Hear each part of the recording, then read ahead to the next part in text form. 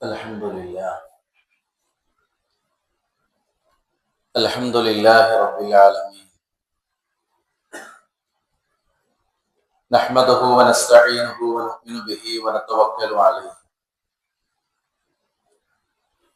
ونعوذ بالله من شرور أنفسنا ومن سيئات أعمالنا من يهده الله فلا مضل له ومن يضلل فلا هادي له أشهد أن لا إله إلا الله وحده لا شريك له وأشهد أن محمدا عبده ورسوله أرسله بالهدى ودين الحق ليظهره على الدين كله ولو كره المشركون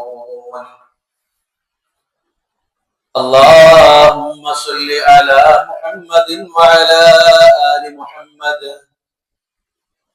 كما صليت على إبراهيم وعلى آل إبراهيم إنك حميد مجيد أما بعد فإن خير الكلام كلام الله وخير الحديث كتاب الله وخير الهدي هدي محمد صلى الله عليه وسلم وشر الأمور محدثاتها وكل محدثة بدعة وكل بدعة ضلالة وكل ضلالة في النار أعوذ بالله من الشيطان الرجيم يا أيها الذين آمنوا اتقوا الله حق تقاته ولا تموتن إلا وأنتم مسلمون رب اشرح لي صدري ويسر لي أمري واحلل عقدة من لساني يفقهوا قولي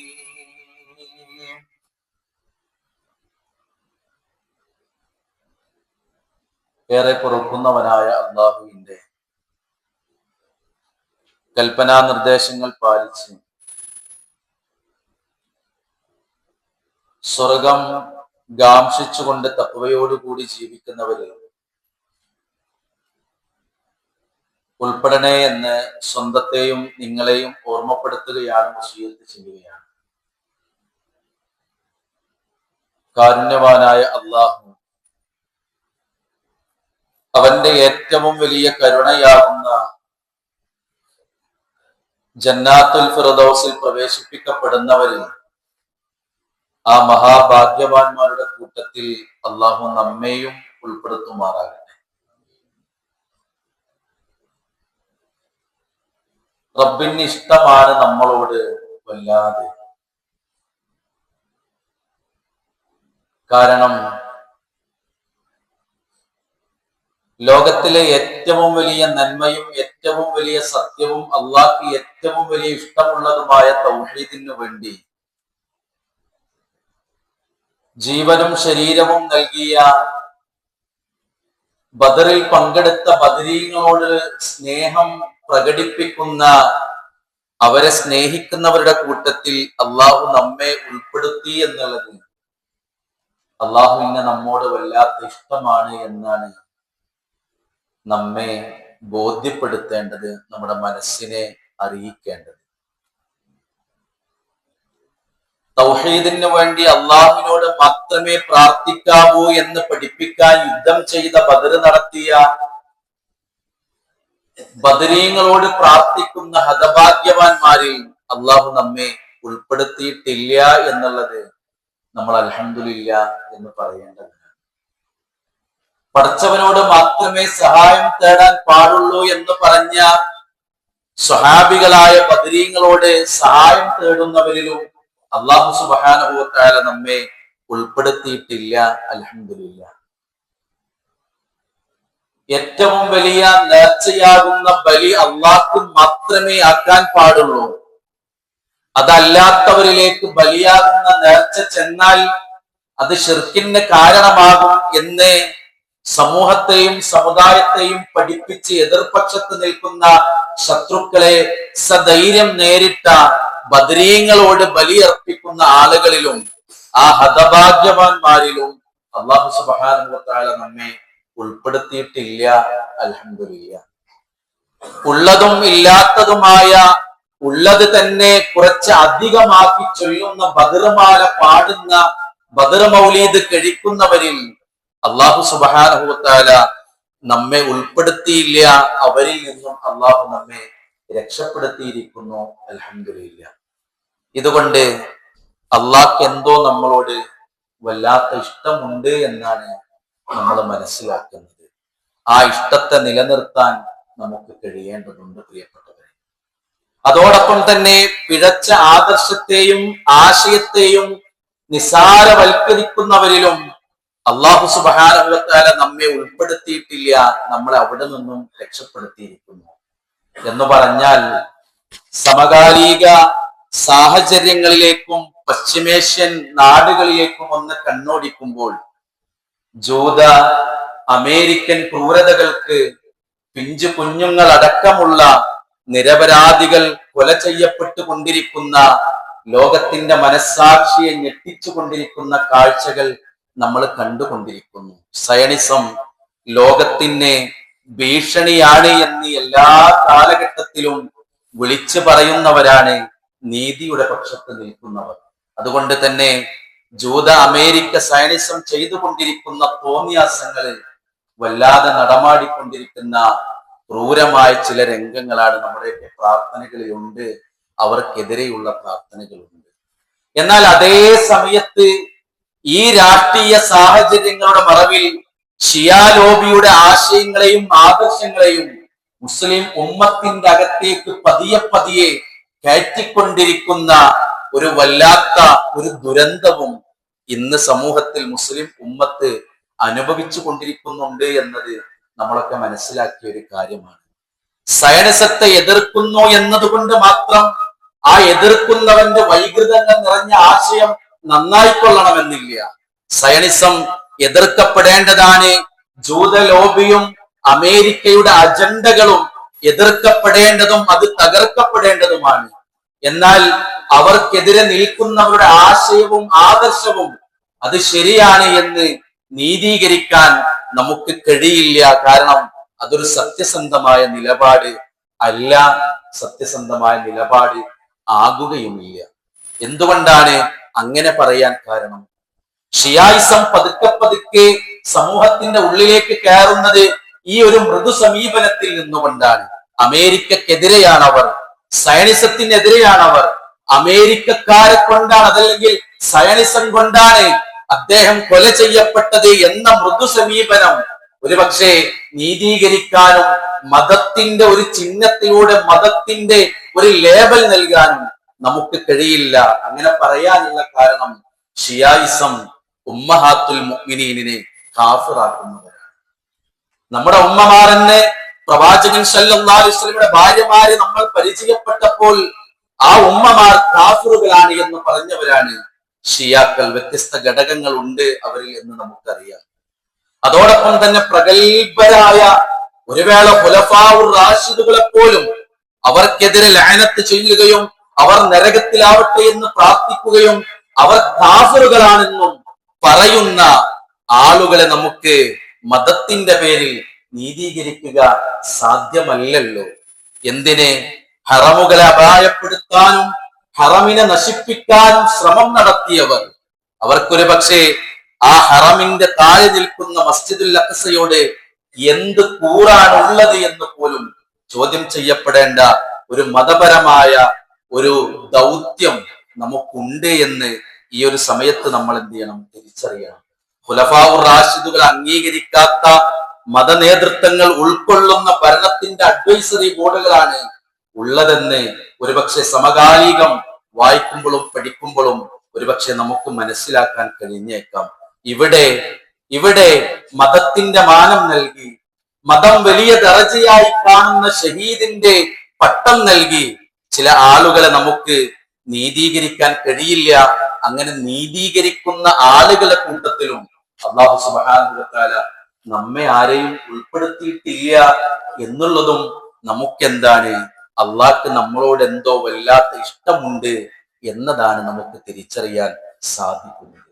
നോക്കൂ നിങ്ങൾ, നബി സല്ലല്ലാഹു അലൈഹി വസല്ലം പഠിപ്പിച്ചു തരാത്ത ആചാര അനുഷ്ഠാനങ്ങൾ, ആ നബി പഠിപ്പിക്കാത്ത ആചാര അനുഷ്ഠാനങ്ങളിലൂടെ നോമ്പിന്റെ കർമ്മങ്ങളെയും നിസ്കാരത്തെയും കൊണ്ടുപോകുന്ന ബിദ്അത്തിന്റെ അംശങ്ങൾ വെച്ച് പുലർത്തുന്ന ഹതഭാഗ്യവാന്മാരിലും അള്ളാഹു നമ്മെ ഉൾപ്പെടുത്തിയിട്ടില്ല. അല്ലേ? നോക്കൂ നിങ്ങള്, റസൂലുള്ളാഹി പറഞ്ഞു നിയ്യത്ത് മനസ്സിലാണ് എന്ന്. നിയ്യത്ത് ചൊല്ലിപ്പറഞ്ഞ് അബദ്ധങ്ങൾ ഉണ്ടാക്കുന്ന, ആ അബദ്ധം തുടർത്തിക്കൊണ്ടിരിക്കുന്നവരിൽ അള്ളാഹ് നമ്മളെ എന്ത് ചെയ്തിട്ടില്ല? ഉൾപ്പെടുത്തിയിട്ടില്ല. നിസ്കാര ശേഷം അള്ളാഹുവിന്റെ റസൂൽ സല്ലല്ലാഹു അലൈഹി വസല്ലമ സ്വന്തമായി ദിക്റെടുത്തു, സ്വന്തമായി പ്രാർത്ഥിച്ചു. അള്ളാഹുവിന്റെ റസൂല് മിഹ്റാബിൽ നിന്ന് പതുക്കെ എണീറ്റ് പോയി. അത് ചെയ്യുന്നവരിലാണ് നമ്മളെ അള്ളാഹു ഉൾപ്പെടുത്തിയത്. എന്നാൽ അതല്ലാതെ അതിന് ശേഷം കൂട്ടപ്രാർത്ഥന നടത്തി നിസ്കാരത്തിന്റെ പൂർത്തീകരണ അതും കൂടിയാണ് എന്ന് അവകാശപ്പെടുന്നവരിൽ നിന്നും അള്ളാഹു നമ്മെ കരകയറ്റി രക്ഷപ്പെടുത്തി. അള്ളാഹ്ക്ക് നമ്മളോട് എന്തോ വല്ലാത്ത ഇഷ്ടമുണ്ട് എന്നാണ്. എന്നാൽ പ്രിയപ്പെട്ടവരെ, പിശാച് പിന്നീട് നമ്മെ കൊണ്ടെത്തിച്ചത്, ഇതിനൊന്നും പിശാചിന് നമ്മളെ വിധേയമാക്കാൻ കഴിഞ്ഞില്ല. വിശ്വാസരംഗത്ത് പലപ്പോഴും പലതും നമ്മിലേക്ക് കൊണ്ടുവന്നപ്പോഴും അവിടുന്ന് കുതറി യഥാർത്ഥ അഖീദയിൽ നിലനിൽക്കാൻ ബിദ്അത്തുണ്ടാകുന്ന സന്ദർഭങ്ങളിലേക്കും സാഹചര്യങ്ങളിലേക്കും വിളിക്കപ്പെട്ടപ്പോഴും സാക്ഷിയാകേണ്ടി വന്നപ്പോഴും അവിടെ നിന്നെല്ലാം ബോധത്തോടു കൂടി മാറി നിൽക്കാൻ കഴിയുന്ന നമ്മെ സംബന്ധിച്ചിടത്തോളം പിന്നെ പിശാച് നമ്മിലേക്ക് വന്നത് ചെറുതും വലുതുമായ തിന്മകളിലൂടെയായിരുന്നു എന്ന് നമ്മൾ മനസ്സിലാക്കേണ്ടതുണ്ട്. അല്ലെ? ശിർക്ക് ചെയ്യാത്ത നമ്മള്, ബിദ്അത്ത് ചെയ്യാത്ത നമ്മള്, ഷിയാക്കൾ അതൊരു പക്ഷേ മുസ്ലിം പക്ഷത്ത് നിൽക്കേണ്ടവരല്ല എന്ന് അംഗീകരിക്കുകയും അതിനനുസരിച്ച് മറ്റുള്ളവരോട് മാന്യമായി സംസാരിക്കുകയും ചെയ്യുന്ന നമ്മള് അറിയാതെ പിശാചിന്റെ വലയിൽ തിന്മകളിലൂടെ നമ്മൾ എന്ത് ചെയ്തു? അവൻ കൊണ്ടുപോയി ചാടിച്ചു. റമദാൻ പകുതി പിന്നിട്ട് നിൽക്കുമ്പോൾ നമ്മൾ അറിയണം നമ്മുടെ തിന്മകളെ കുറിച്ച്. പ്രിയപ്പെട്ടവരെ, തിന്മക്ക് പ്രധാനപ്പെട്ട ഒരുപാട് കാരണങ്ങളിൽ ഒന്നാമത്തത് എന്താണെന്നറിയോ? അള്ളാഹിനെ കുറിച്ച് ധാരണ ഇല്ലാത്തത് കൊണ്ടാണ് തിന്മ സംഭവിക്കുന്നത്.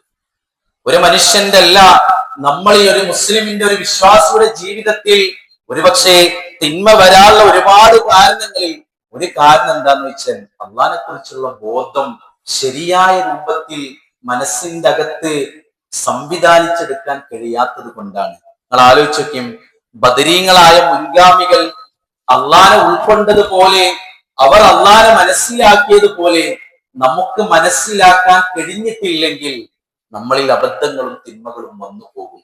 നോക്കൂ നിങ്ങൾ, ബദരീങ്ങൾ ഉൾക്കൊള്ളുന്ന സഹാബികളുടെ വിശ്വാസം എന്തായിരുന്നു? അള്ളാഹു എല്ലാം കാണുന്നവനാണ്, അള്ളാഹിനെ പോലെ വേറെ ആരും കാണില്ല എന്നായിരുന്നു. അള്ളാഹു എല്ലാം കാണുന്നവനായത് കൊണ്ട് തന്നെ എന്റെ രഹസ്യവും എന്റെ പരസ്യവും എല്ലാം കാണുന്നവനാണ്. എന്നാൽ അള്ളാഹ് കാണുന്നത് പോലെ വേറെ ആരും കാണുകയുമില്ല എന്ന വിശ്വാസമായിരുന്നു ബദരീങ്ങൾക്ക് ഉണ്ടായിരുന്നു. വേറെ ആർക്കും കാണാൻ കഴിയില്ല. അള്ളാഹ് കാണുന്നത് പോലെയുള്ള ഒരു കാഴ്ച അത് അള്ളാഹ്ക്ക് മാത്രമേ ഉള്ളൂ. അള്ളാഹു എല്ലാം കേൾക്കുന്നവനാണ്. അള്ളാഹു കേൾക്കുന്നത് പോലെ എല്ലാം കേൾക്കുന്നവൻ ദുനിയാവിൽ അള്ളാന്റെ പടപ്പുകളുടെ കൂട്ടത്തിൽ ആരുമില്ല. അത് അള്ളാഹ്ക്ക് മാത്രമുള്ള ഒരു നാമമാണ്, അള്ളാഹ്ക്ക് മാത്രമുള്ള വിശേഷണമാണ്. അതുകൊണ്ട് തന്നെ അള്ളാഹുവിനോട് തേടുന്നത് പോലെ ബാക്കിയുള്ളവരോട് തേടിക്കൂടാ. അള്ളാഹു കാണുന്നത് പോലെ എന്റെ പ്രയാസങ്ങൾ ബാക്കിയുള്ളവർ കാണില്ല എന്ന വിശ്വാസം വെച്ച് പുലർത്തിയ ബദരീങ്ങളുടെ അതേ വിശ്വാസം ജീവിതത്തിൽ കൊണ്ടു നടക്കുമ്പോഴാണ് പ്രിയപ്പെട്ടവരെ തിന്മകളിൽ നിന്ന് നമുക്ക് വിട്ടു നിൽക്കാൻ കഴിയുക.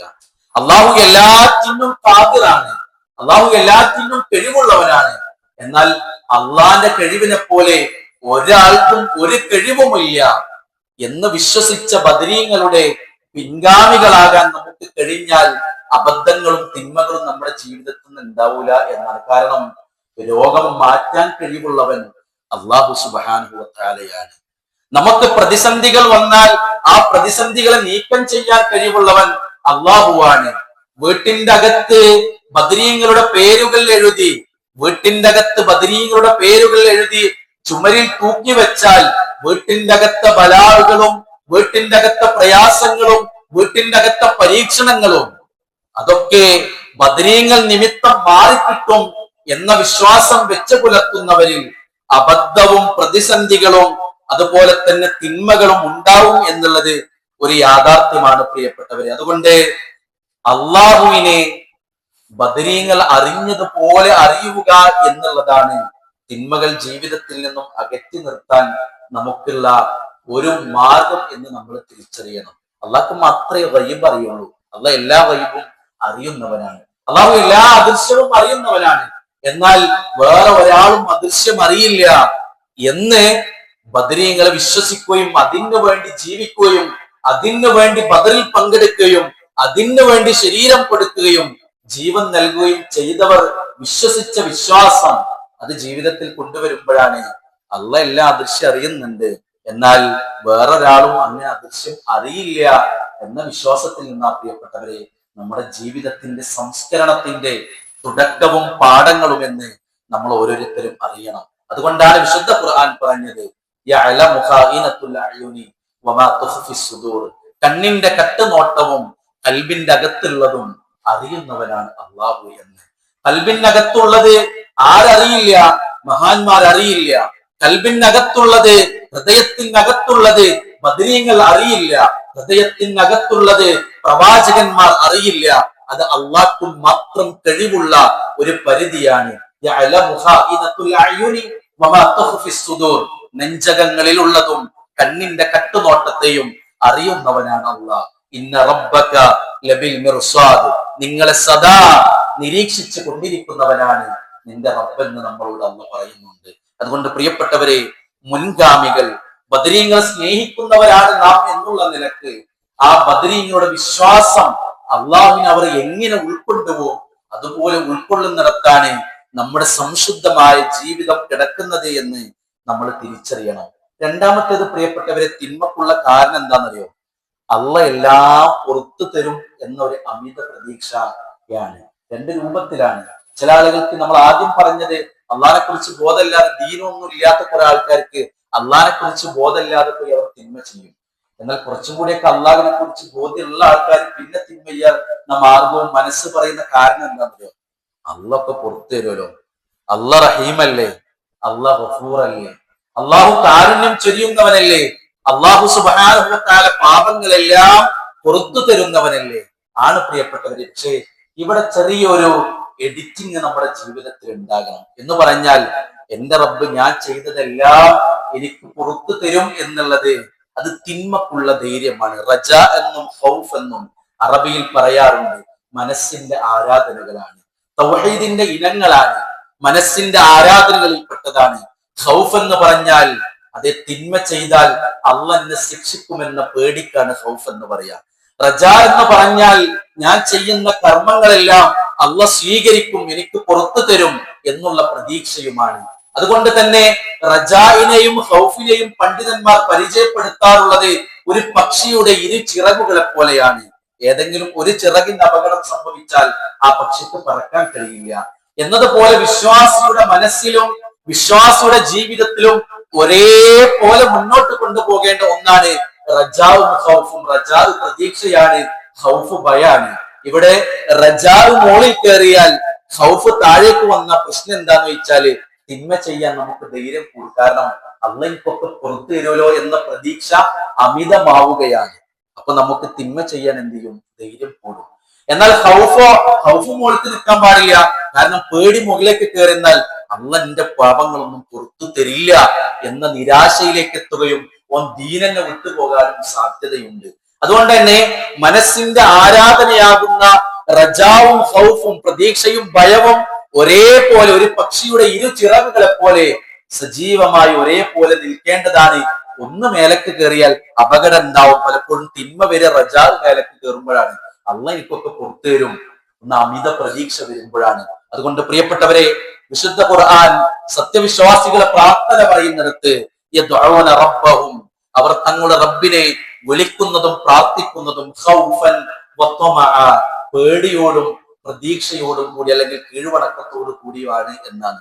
അത് രണ്ടും ഒരുപോലെ കൊണ്ടുപോകണം. പ്രതീക്ഷ വർദ്ധിച്ചാൽ നമുക്ക് തിന്മ ചെയ്യണം. അതിപ്പോ എന്താ, അതിപ്പോ അള്ളാഹ് പുറത്തു തരുമല്ലോ, മരിക്കുന്നതിന് മുമ്പ് അള്ളാഹ് എന്താ നമുക്ക് പുറത്തു തരും എന്ന പ്രതീക്ഷ ഉണ്ടല്ലോ, അത് നമുക്ക് കുറച്ച് കൂടിയാല് ഹൗഫ് താഴ്ന്നാല് തിന്മ നമ്മുടെ ജീവിതത്തിൽ ഇങ്ങനെ വന്നുകൊണ്ടിരിക്കും. അതുകൊണ്ട് ശ്രദ്ധിക്കണം.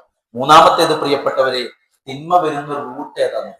അതിപ്പോ എന്താ, ഒരു ചെറുതല്ലേ, ഒരു പുകവലിയല്ലേ, ഒരു സാധനം ഇവിടെ വെക്കലല്ലേ, അതിപ്പോ എന്താ, ഒരു ലിപ്സ്റ്റിക് അല്ലേ, ഒരു കുട്ടിയിടലല്ലേ, അതിപ്പോ മഫ്തപ്പ താഴ്ത്തിട്ടാലും ഇല്ലെങ്കിൽ ചുറ്റിയാലും എന്താ, അതിപ്പം ചുറ്റി അതല്ലേ ഉള്ളൂ, അതിപ്പോ കുട്ടിയല്ലേ സ്വർണ്ണം ഇടുന്നത്, അതിനൊക്കെ ഇപ്പൊ എന്താ, നിര്യാണിക്ക് താഴെ കുറച്ചല്ലേ പോയിട്ടുള്ളൂ, താടിക്കൊന്ന് വടിച്ചിട്ടല്ലേ ഉള്ളൂ, പ്രശ്നമൊന്നുമില്ലല്ലോ, നിസ്സാരവൽക്ക ചെറുതല്ലേ എന്ന്.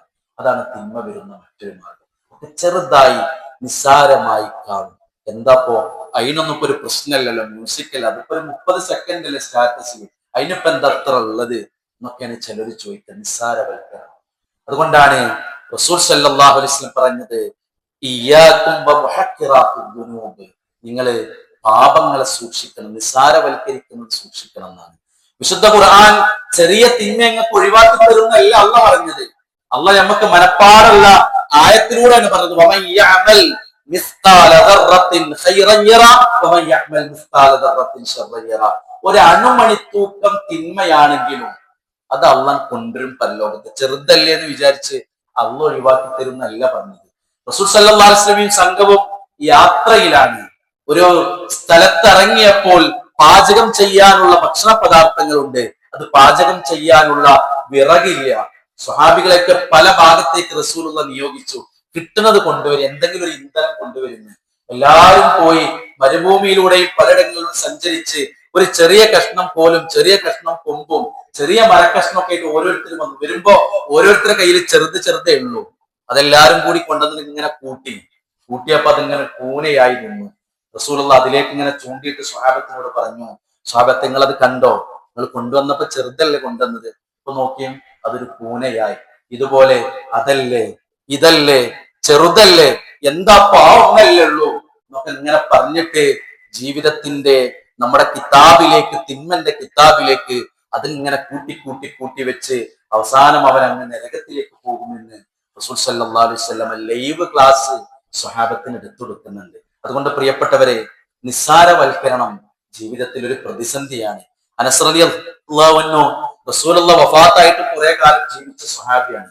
ആ കാലത്ത് അദ്ദേഹം പ്രവാചകൻ ഇല്ലാതെ കുറെ കാലം ജീവിച്ചപ്പോ അവിടെയുള്ള ആൾക്കാരോട് പറഞ്ഞെന്താന്ന് വെച്ചാല്, നിങ്ങൾ നിങ്ങൾ ചെയ്യുന്ന കുറെ തിന്മകളുണ്ട്, ആ തിന്മകൾ ചെറുതല്ലേ എന്ന് വിചാരിച്ച് ഞങ്ങൾ ചെയ്യുന്നത്, പക്ഷെ ഞങ്ങൾ നബിന്റെ കാലത്ത് അതൊക്കെ വലിയ പാപങ്ങളായിട്ടാണ് കണ്ടിരുന്നത് എന്ന് റസൂലുള്ള വഫാത്തായിട്ട് സ്വഹാബികൾ എന്തായാലും കുറെ കൊല്ലത്തിൽ വെച്ചുപോയിട്ടുണ്ടല്ലോ. സ്വഹാബിയായ അനസ് റളിയല്ലാഹു അൻഹു അന്ന് ജീവിച്ചിരിക്കുന്ന ആളുകളോട് പറഞ്ഞിട്ടുണ്ടെങ്കിൽ ഇന്ന് അദ്ദേഹം ഉണ്ടെങ്കിൽ നമ്മളോടൊക്കെ എന്താണ് പ്രിയപ്പെട്ടവരെ പറയുക.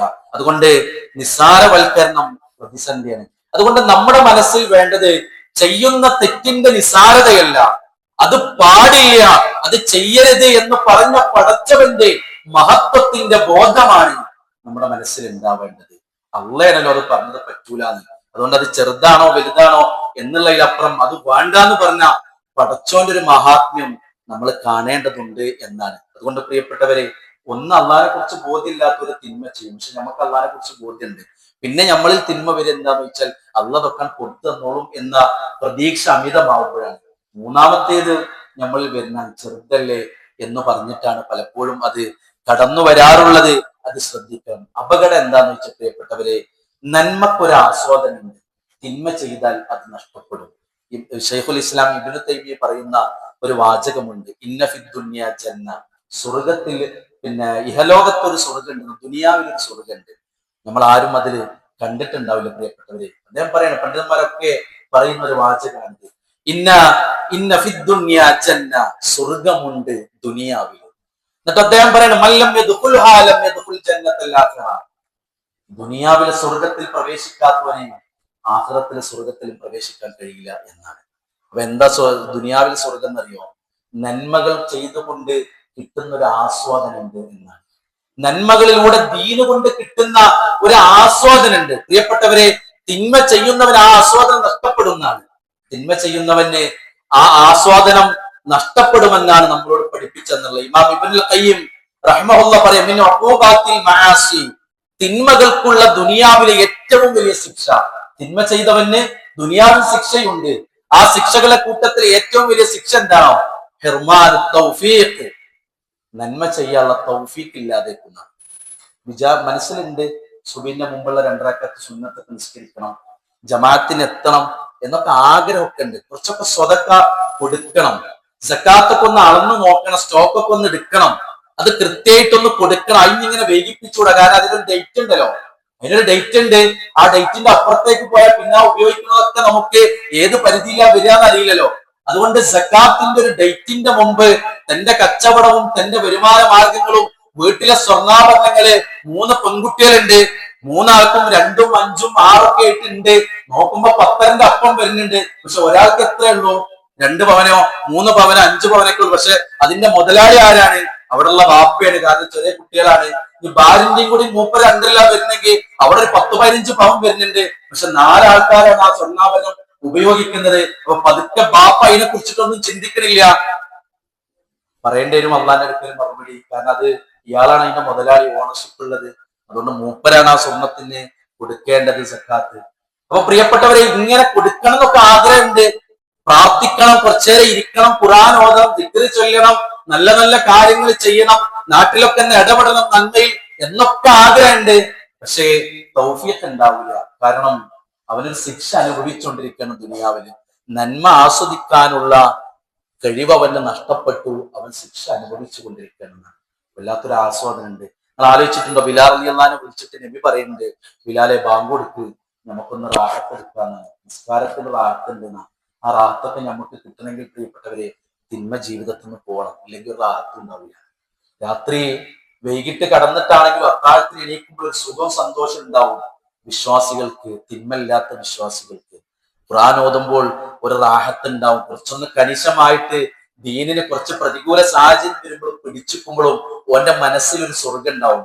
ആ സ്വർഗത്തെ കുറിച്ചാണ് പണ്ഡിതന്മാർ ദുനിയാവിലൊരു സ്വർഗമുണ്ട്, അതിലേക്ക് പ്രവേശിക്കാത്തവൻ പാരത്രിക ലോകത്തും പ്രവേശിക്കില്ല എന്ന് നമ്മളോട് പഠിപ്പിച്ചു തന്നിട്ടുള്ളത്. അതുകൊണ്ട് പ്രിയപ്പെട്ടവരെ, റമളാനാണ് നമുക്ക് നന്നാകാനുള്ള ഒരു മാസം. അതുകൊണ്ട് തിന്മകൾ അകറ്റാൻ അള്ളാഹു സുബ്ഹാനഹു വ തആല ശിർക്കിനെ നമ്മളെ പരമാവധി വിട്ടു നിർത്തുന്നുണ്ട്. ഇനി നമ്മൾ അതിലേക്ക് അടുക്കാൻ പാടില്ല.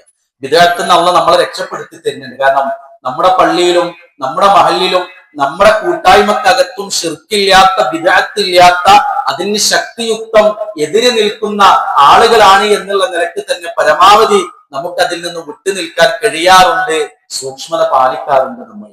എന്നാൽ തിന്മ പലപ്പോഴും നമ്മുടെയൊക്കെ ജീവിതത്തിലേക്ക് കടന്നു വരുമ്പോൾ ചെറുതല്ലേ എന്ന് പറഞ്ഞും അള്ളാഹ് അതൊക്കെ കൊടുത്തു തരും. അതൊക്കെ ഒരു സ്വർണം കൊണ്ടുപോയി വെക്കലല്ലേ, നമുക്ക് വല്ലാത്ത പ്രയാസത്തിലല്ലേ. ആ പലിശ നമുക്ക് പൈസക്ക് വേഗം വീട്ടാലോ, 1 മാസമോ 2 മാസം കൊണ്ട് ചെയ്യാലോ എന്നൊക്കെ നിസാരവൽക്കരിച്ച് ചെയ്യുമ്പോ അത് നമ്മളിൽ വരുന്ന തെറ്റുകളും അബദ്ധങ്ങളുമാണ് പ്രിയപ്പെട്ടവരെ. ബോധ്യപ്പെടുമ്പോൾ ഉടനെ തന്നെ അതിന്റെ മറുവശങ്ങൾ നമ്മൾ ചിന്തിക്കേണ്ടതുണ്ട്. അങ്ങനെ തിന്മയിൽ നിന്ന് വിട്ടു നിൽക്കാൻ നമുക്ക് കഴിയണം. അതിന് അല്ലാഹു സുബ്ഹാനഹു വ തആല ഈ റമളാനിനെ നമുക്കൊരു കാരണമാക്കി തീർക്കുമാറാകട്ടെ എന്നാണ് പ്രാർത്ഥിക്കുന്നത്. അല്ലാഹുവേ, വന്നുപോയ തിന്മകളെ വിട്ടുകൊടുത്ത് മാപ്പാക്കി തരണമേ റഹ്മാനേ.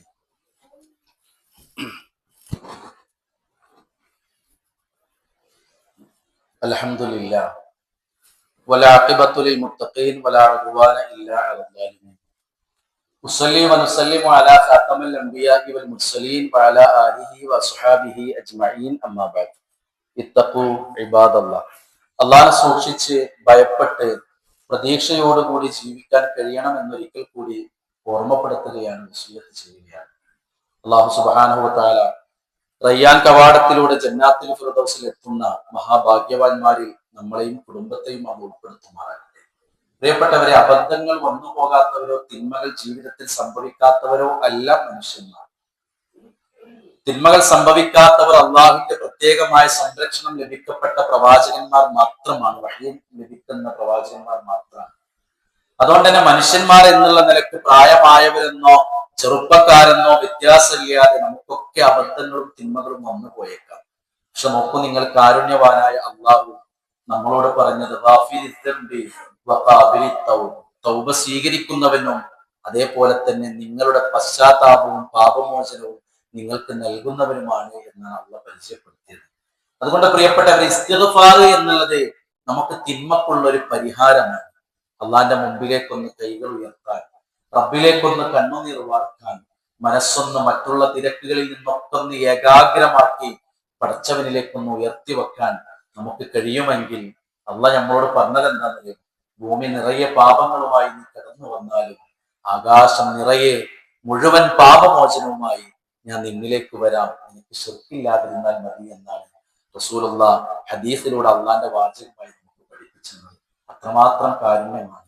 നോക്കൂ, നിങ്ങൾ പകൽ ചെയ്ത തിന്മകൾ അത് അള്ളാഹു നമുക്ക് പുറത്തു തരാൻ വേണ്ടി ആകാശത്ത് അള്ളാഹ് രാത്രിയിൽ കൈനീട്ടിയിരിക്കുന്നു എന്നാണ്.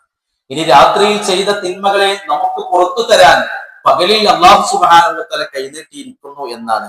ഒന്നോ രണ്ടോ ദിവസമല്ല പ്രിയപ്പെട്ടവരെ, നോക്കുങ്ങൾ ഖിയാമത്ത് നാൾ വരെ എന്നാണ്. എന്ന് പറഞ്ഞാൽ ഒരു കൊല്ലത്തിന്റെ 360 ദിവസം അള്ളാഹ് നമ്മളോട് ഇങ്ങനെ കൈനീട്ടിയിരിക്കണ എന്തിനാന്നറിയോ? നിങ്ങൾ പശ്ചാത്തപിക്ക്, നിങ്ങൾ ഇസ്തിഗ്ഫാർ തേടി എന്ന് പറഞ്ഞിട്ടാണ്. നമ്മളോട് ഇങ്ങനെ തേടാൻ ആവശ്യപ്പെട്ടുകൊണ്ട് അള്ളാഹ് കൈനീട്ടിയിരിക്കുകയാണ്. നമ്മളൊന്ന് തേടിയാൽ അതൊന്ന് പുറത്തു തരാൻ വേണ്ടിയിട്ടാണ് പ്രിയപ്പെട്ടത്. അതുകൊണ്ട് ഇസ്തിഗ്ഫാറിന്റെ മാസമായിട്ട് കൂടി വരും ദിവസങ്ങളെ നമുക്ക് അഭിമുഖീകരിക്കാൻ കഴിയേണ്ടതുണ്ട്.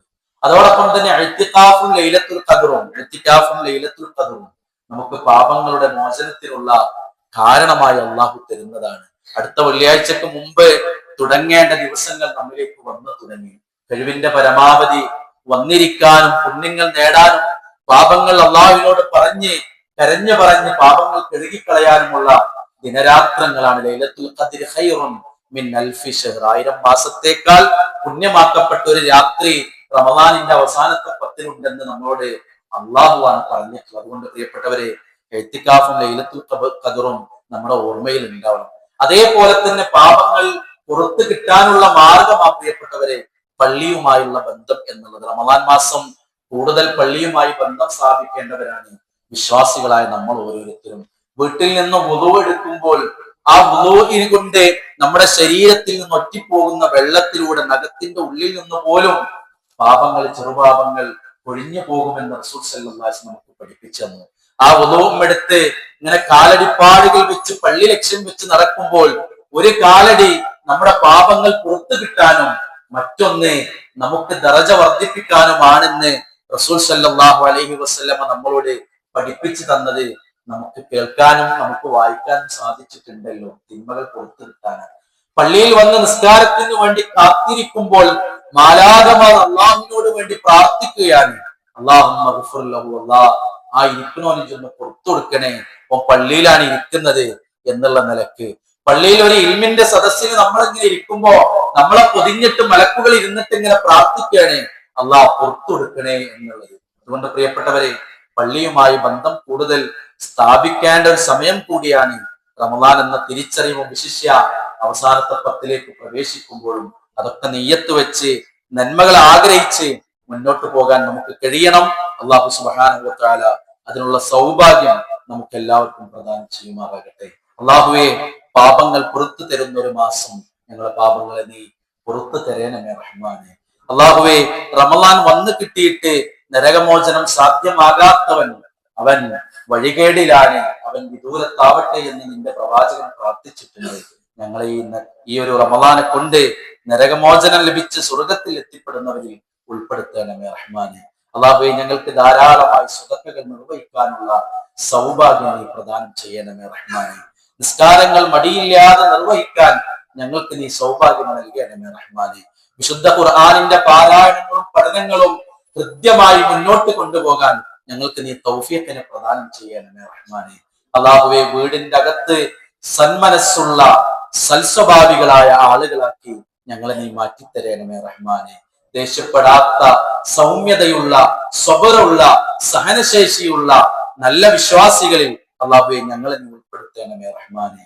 അല്ലാഹുവേ, ലോകത്തിന്റെ വിവിധ ഇടങ്ങളിൽ മുസ്ലിങ്ങൾ കഷ്ടതകളും ദുരിതങ്ങളും അനുഭവിച്ചു കൊണ്ടിരിക്കുന്നു. നീ നീക്കിക്കൊടുക്കണമേ റഹ്മാനെ. അല്ലാഹുവേ, ജൂത അമേരിക്ക ഷിയാക്കളുടെ തന്ത്രങ്ങളെ നീ തകർത്ത് കളയണമേ റഹ്മാനെ. اللهم اغفر للمؤمنين والمؤمنات والمسلمين والمسلمات الأحياء منهم والأموات إنك مجيب الدعوات ويا قاضي الحاجات. اللهم أجرنا من النار. اللهم أعز الإسلام والمسلمين. اللهم أعز الإسلام والمسلمين وأذل الشرك والمشركين. ربنا آتنا في الدنيا حسنة وفي الآخرة حسنة وقنا عذاب النار. ربنا تقبل منا إنك أنت السميع العليم وتب علينا إنك أنت التواب الرحيم. آمين. برحمتك يا أرحم الراحمين والحمد لله رب العالمين. اللهم صل على محمد. أقم الصلاة.